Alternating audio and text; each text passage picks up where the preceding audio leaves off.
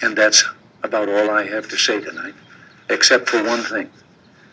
The past few days, when I've been at that window upstairs, I've thought a bit of the shining city upon a hill. The phrase comes from John Winthrop, who wrote it to describe the America he imagined. What he imagined was important because he was an early pilgrim, an early freedom man. He journeyed here on what today we'd call a little wooden boat.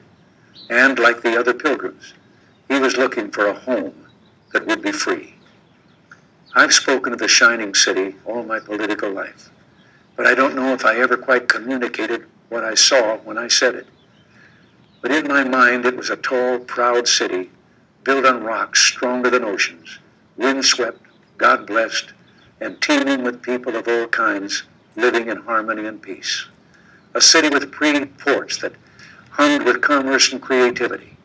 And if there had to be city walls, the walls had doors, and the doors were open to anyone with the will and the heart to get here. That's how I saw it and see it still.